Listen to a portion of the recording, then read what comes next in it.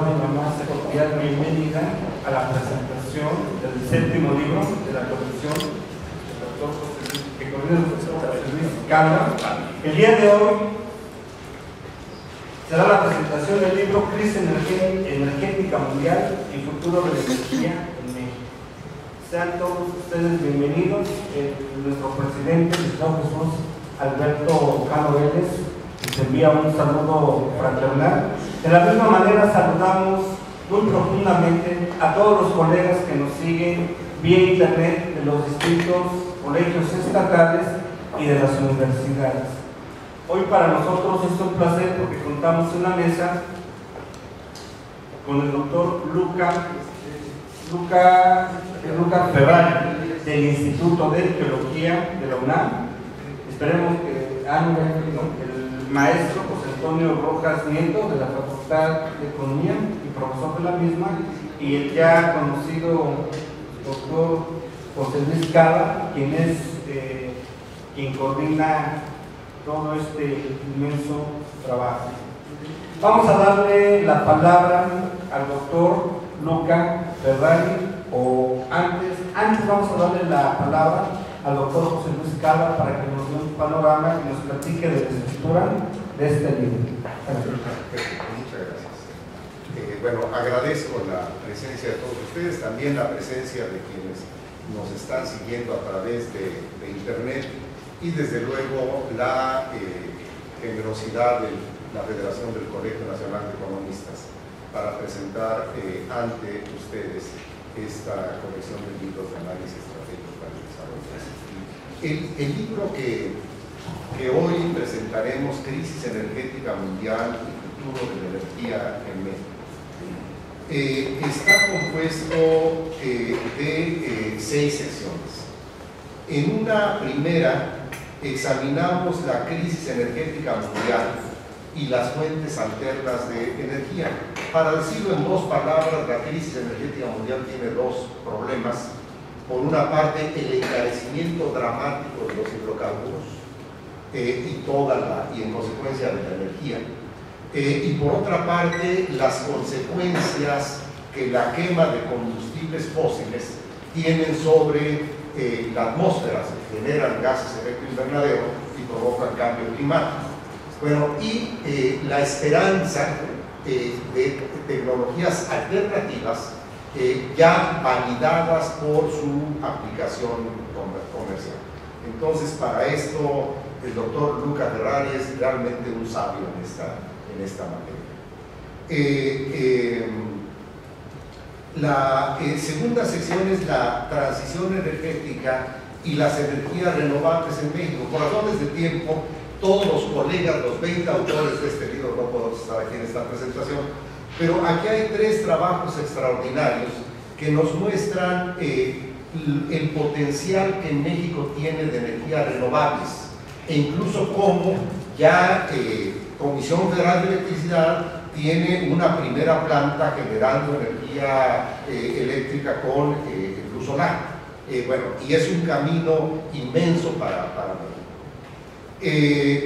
La tercera sección se aboca a la industria petrolera y del gas natural, donde algo que el doctor Luca Ferrari plantea a nivel general, tanto mundial como mexicano, es examinado con lupa, digamos, con detalles para el caso de México en cuanto a la existencia de yacimientos petroleros, pero también los otros eslabones de la cadena.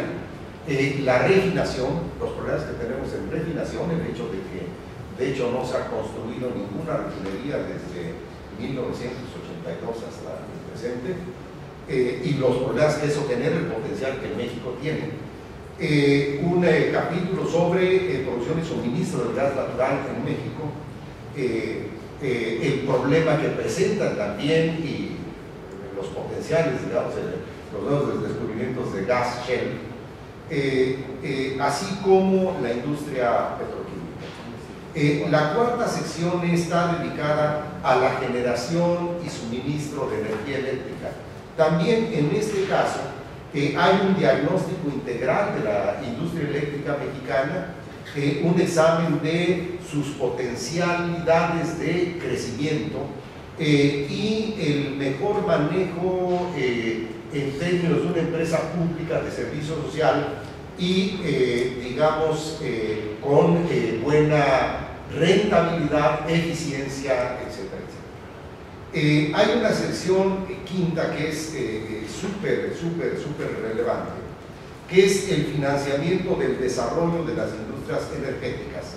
Es un tema crucial donde colabora una colaboración muy importante, la del maestro Antonio Rojas Nieto, porque bueno, tenemos que examinar muy bien las reformas que puedan hacerse o no en el sector energético mexicano, porque bueno, para citar una cosa casi anecdótica, si mal no recuerdo, el 11 de febrero estuvo aquí el presidente del Parlamento Europeo y recomendó al Congreso mexicano aguas con la reforma energética, porque la renta energética representa el 30% de los ingresos del sector público.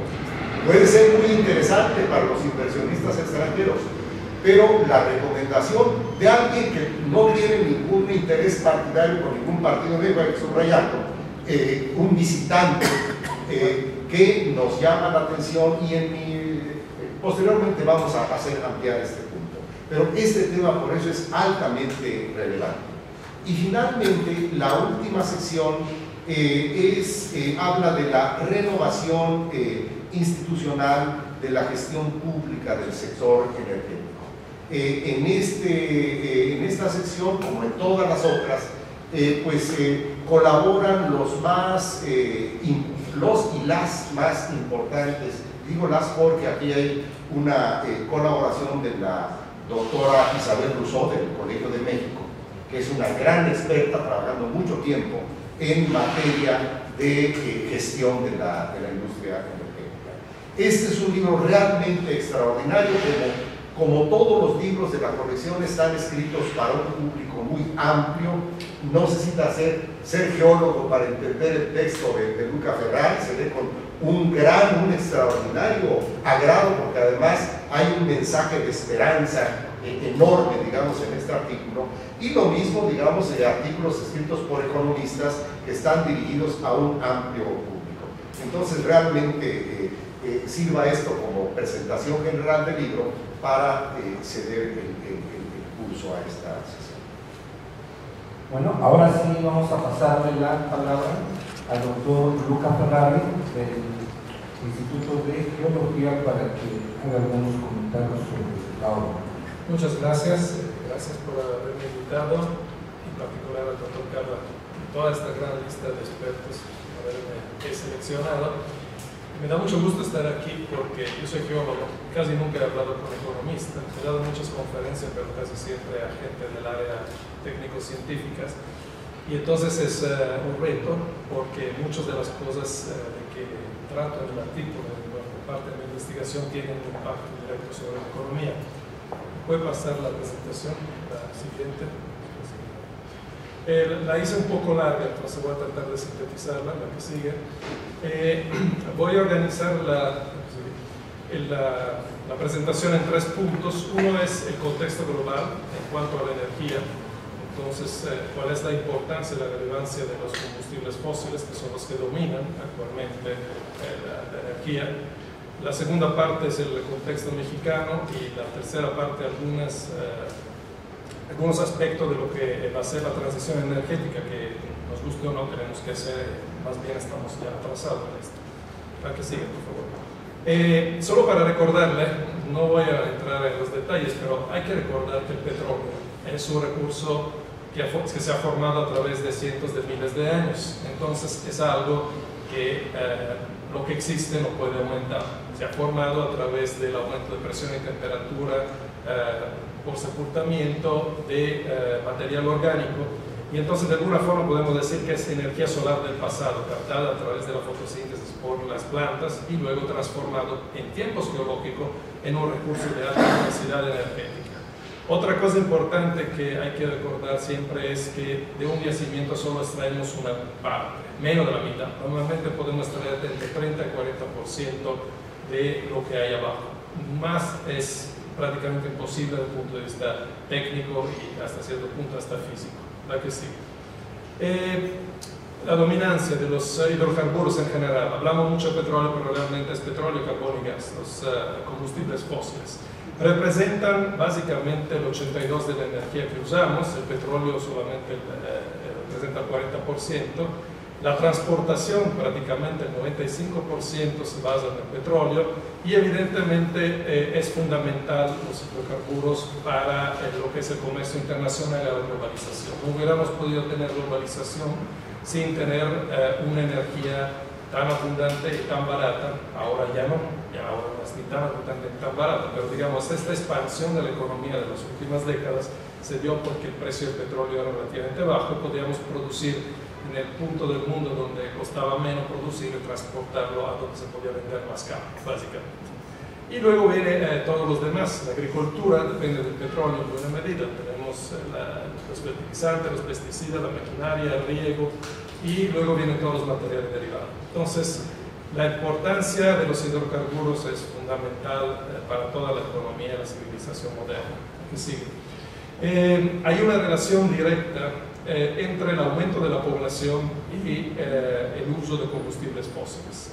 Desde que empezó la revolución industrial, la población humana, que se había mantenido en menos de 500 millones, empezó a aumentar y aumentó 14 veces, y desde que usamos petróleo aumentó 7 veces. Es decir, que si no tuviéramos acceso a esta gran cantidad de energía, no hubiéramos podido crecer tanto como población. ¿Por qué? Por la agricultura, porque se puede dedicar mucha gente a la tecnología, a la ciencia, etc.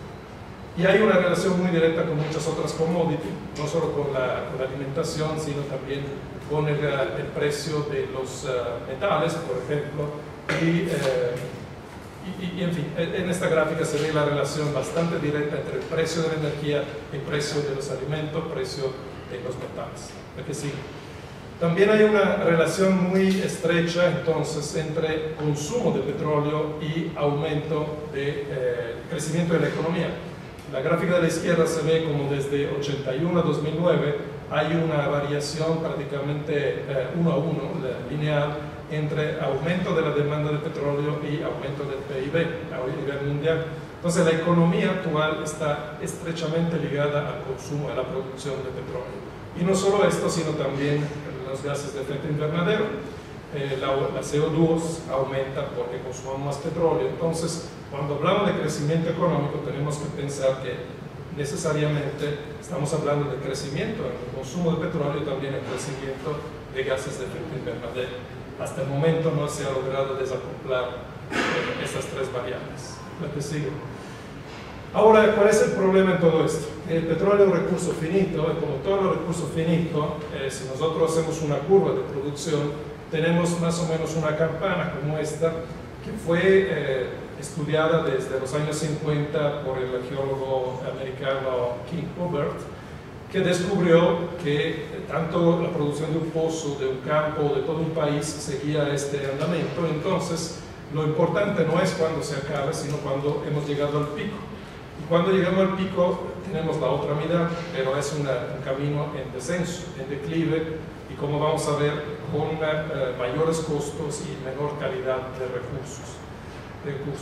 Lo que está haciendo la tecnología, porque muchas veces dicen, bueno, la tecnología nos va a ayudar, lo único que está haciendo es alargar un poquito esta curva, la parte terminal de la curva. Entonces no podemos pensar que con innovaciones tecnológicas vamos a sacar mucho más petróleo. La que sigue. Cuando se habla de pico de petróleo, peak oil, se dice la teoría de, en realidad no es una teoría, es una observación empírica. Y cuando llegamos al pico, no significa que el petróleo se agotó, solo significa, pero sí es muy importante, que hemos usado la primera mitad, es decir, el crudo de mejor calidad, el más fácil de extraer, el menos costoso. O sea, obviamente primero vamos con lo fácil y con lo bueno, y ya después nos queda cada vez menos y cada vez de peor calidad y más caro, que es la situación en que estamos. La que sigue. Aquí le pongo, porque mira, se pueden poner miles de gráficas de los yacimientos descubiertos, de consumos, etc. Pero finalmente esto es algo que se sabe desde 10 años, que estábamos cerca del pico del petróleo.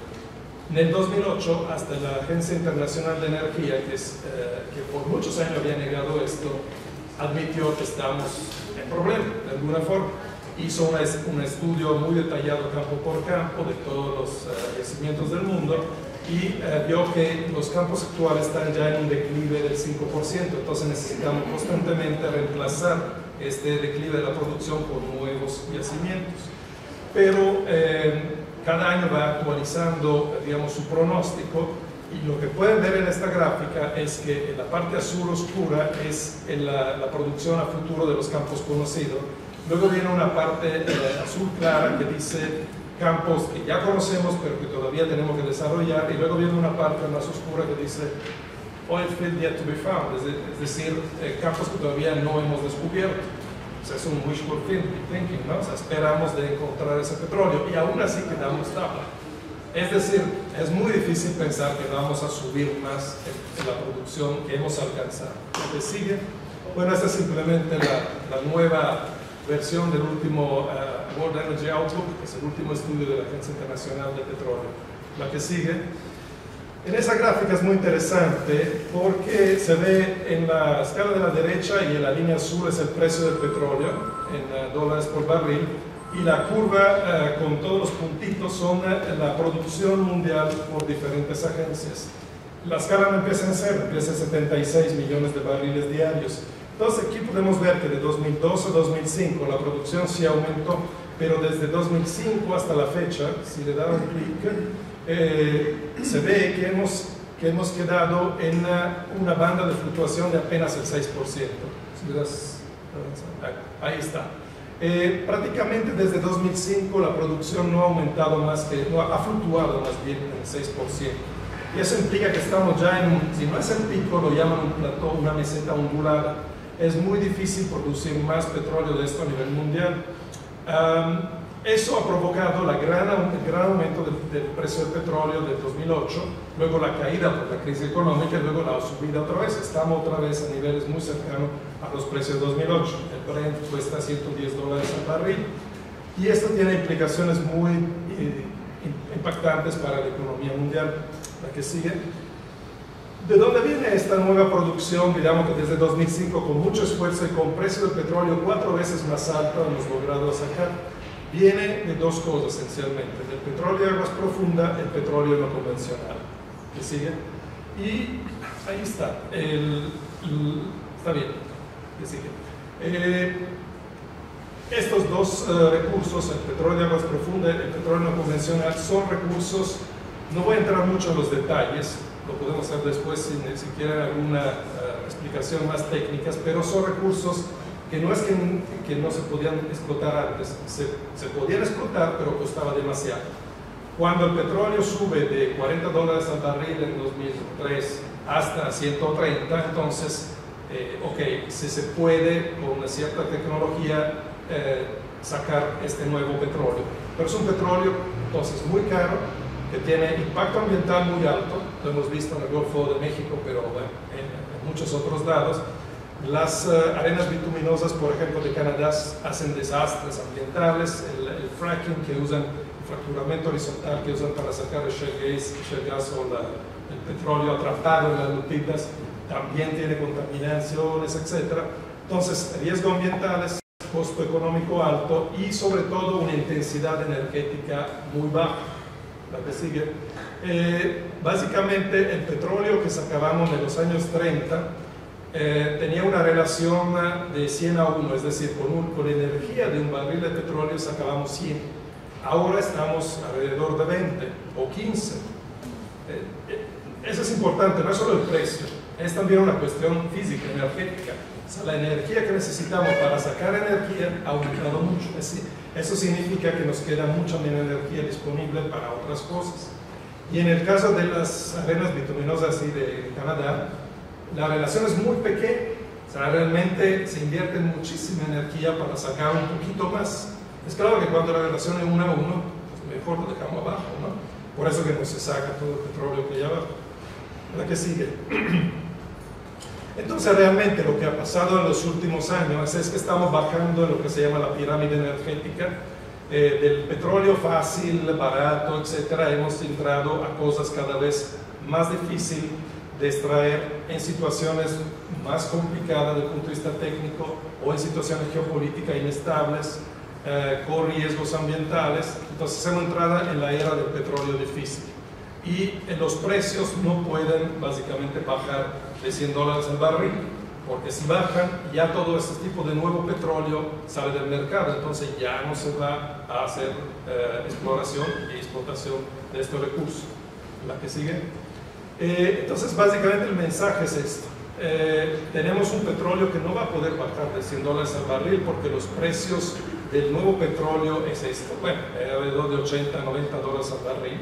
Y por otro lado, la producción, los escenarios que se hacen es que si consideramos todo tipo de petróleo, incluyendo también el gas, podríamos tener un pico global alrededor de 2015. La que sigue. Pues eso impacta evidentemente con la economía, porque como hemos visto al principio, la economía que se ha creado después de la Segunda Guerra Mundial depende estrictamente del consumo de petróleo. Lo hemos visto en el 2008, un precio del petróleo que subió 4 veces en 2-3 años y provocó una crisis económica.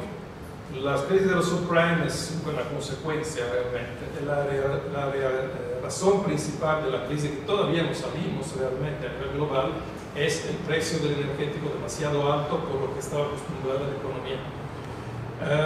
¿Qué sigue? Y la consecuencia, por lo pronto, ha sido que los países más desarrollados, que son los que más importan petróleo, han empezado a bajar su consumo. Claro, consumaban per cápita mucho más que los países del tercer mundo, ¿verdad? Pero los países como China, India y varios otros, también los países productores de Medio Oriente, siguen aumentando el consumo. Y entonces el balance se queda igual, es decir, a nivel global, más bien, hay un incremento todavía del consumo de petróleo, a pesar de los costos que tenemos. Es decir, voy rápidamente a hablar de México, y ya después, creo que me paso de mi tiempo. El caso de México es un caso paradigmático. México no era una potencia petrolera hasta 1976, cuando descubrimos Cantarell. Ahí en la curva que ven de la gráfica de la izquierda, ven qué representó Cantarell. O sea, Cantarell, de repente México se volvió el 5º, 6º, 7º productor de petróleo a nivel mundial. Un dono de Dios, pero también medio envenenado, porque nos acostumbramos a tener un petróleo fácil y barato. Costaba muy poco sacar petróleo de Cantarell, a pesar que es offshore, es agua, pues son agua muy somera. Y es una monstruosidad geológica, Cantarell, es una esponja llena de petróleo de buena calidad. El problema cuál es que en 30 años nos hemos quemado prácticamente, y aquí pueden ver en la gráfica de la derecha cómo desde 2004, que estaba en 2.000 barriles diarios de producción, ahora está en menos de 500.000. O sea, en menos de 10 años la producción de Cantarell ha bajado al 27% de lo que era antes, digamos, ¿no? Bueno, ahora es el 18% de la producción total mexicana, cuando era el 63%. Y era el segundo campo del mundo como producción. ¿Qué sigue? Esto evidentemente ha arrastrado a la baja toda la producción mexicana. Nosotros tocamos el pico en 2004, o sea, México ya pasó el pico de petróleo en el 2004. Pueden decir lo que quieran, pero no vamos a encontrar otro Cantarell. O sea, estamos encontrando otros yacimientos más pequeños, pero en conjunto no representan más que el 10% de lo que era Cantarell, por lo menos los últimos yacimientos que descubrieron Pemex en los últimos años. Y entonces, si va bien, mantenemos la producción actual que se ha un poco estabilizado, pero eso mucho depende del yacimiento de Kumalov-Sap, que es el segundo, bueno, ahora es el primero. Que ahí ven las curvas de producción, que también se ve como que está empezando a declinar, y dicen que para el año que entra empezará a declinar. Entonces, ¿qué queda después? La que sigue. Pues queda básicamente, según la propia Pemex, 2 prospectos. Una son las aguas profundas y el otro es Chicontepec. Chicontepec ya van varios años que se está explotando, bueno, que se está explorando, pero ha sido un fracaso. porque sistemáticamente se saca mucho menos petróleo de lo que se prevé. Se da la siguiente. En la gráfica de la izquierda, en la curva en azul es la producción planeada por Pemex y la curva en rojo es la producción observada. Entonces, lo que están haciendo es ajustar cada vez a la baja la previsión, porque es un yacimiento muy complejo. Cantarell era el yacimiento mejor del mundo, Chicontepec es uno de los peores, porque no es un único yacimiento, como tantas gotitas de petróleo, se necesitan miles de pozos. Entonces, un gran negocio para las compañías perforistas, pero muy poco para la nación, porque realmente el costo es altísimo. Al hacer muchísimos pozos, evidentemente cuesta más el petróleo. Entonces, de ahí no se va a sacar muchísimo petróleo. Sí, va a tener una producción, pero es bien pequeña. Y en cuanto a las aguas profundas, seguramente hay más yacimiento en aguas profundas, pero hasta ahora no se ha descubierto gran cosa. La mayor parte de los pozos tienen gas o no tienen nada. Se ha anunciado varias veces el descubrimiento de mega yacimiento. No sé si se recuerdan cuando Fox salió a decir que habían descubierto un gran yacimiento. Fue una mentira. Realmente no tenía casi nada de petróleo ese pozo. Ahora, hace pocos meses, Calderón anunció el descubrimiento ahí en la Franja de Perdido, que está cerca de Estados Unidos, y es un yacimiento, sí, que tiene petróleo y todo, pero la Pemex misma lo admite, sí, podría corresponder a la producción de 4 o 5 meses de Pemex, de toda la producción que tiene. Entonces, vamos descubriendo campos más pequeños. Seguramente va a haber petróleo en México por muchos años todavía, pero vamos a tener un petróleo cada vez más caro, cada vez más difícil. Entonces, esto viene al último punto que sigue. Bueno, hay otras cosas. Por ejemplo, que la alta dependencia de los impuestos del presupuesto federal del petróleo, que lo mencionaba el doctor Calva, entre 30 a 40% viene de ahí. Y la otra cosa de la refinación y del hecho que tenemos que subsidiar la gasolina. Estamos subsidiando la gasolina porque importamos más del 40% de lo que consumamos a un precio que es el precio internacional, y aquí tenemos un precio controlado.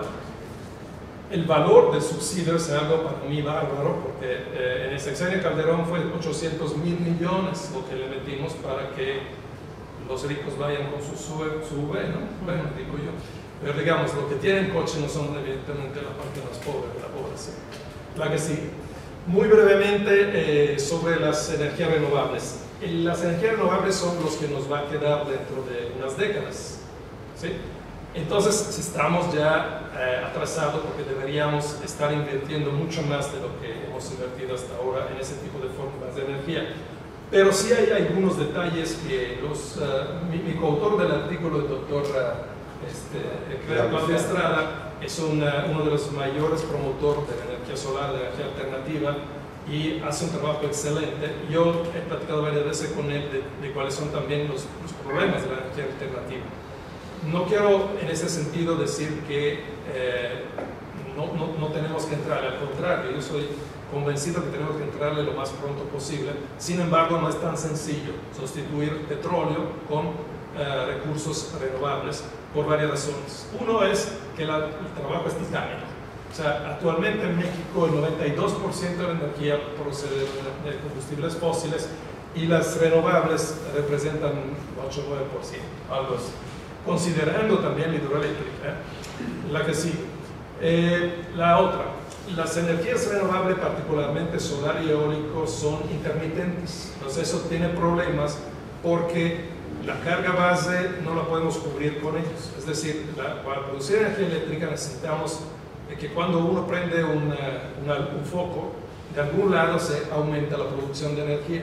Y pues el sol está solo de día, el viento no sopla siempre, entonces las energías renovables necesitan almacenamiento, que eso cuesta. Ese es el problema, de que no se puede poner todo a solar eólico, se necesitarían bancos de batería grandísimos. La siguiente tiene también menor intensidad energética, como lo ponía ahí. La que sigue, vamos más rápido. Como le digo, estamos todavía al principio. Aquí le pongo, ¿no?, la comparación entre solar y combustibles fósiles, ¿no? Realmente, si uno va a ver la inversión de los últimos 20 años, ha habido mucho crecimiento de energías renovables, pero se ve que el crecimiento de combustibles fósiles ha sido mucho mayor. Entonces, esa comparación raramente se hace y obviamente decimos, mire cómo vamos bien produciendo más energía renovable, sí, pero el porcentaje sigue siendo lo mismo, hasta menos. ¿A qué sigue? Y luego está la dependencia de las energías renovables de los combustibles fósiles. En el caso de los biocombustibles, necesitamos fertilizantes que se hacen con gas, maquinaria agrícolas, o sea, toda la agricultura depende de los combustibles fósiles. Las plataformas, los aerogeneradores, pues se mantienen con helicópteros o con maquinarias pesadas que funciona con energía fósil.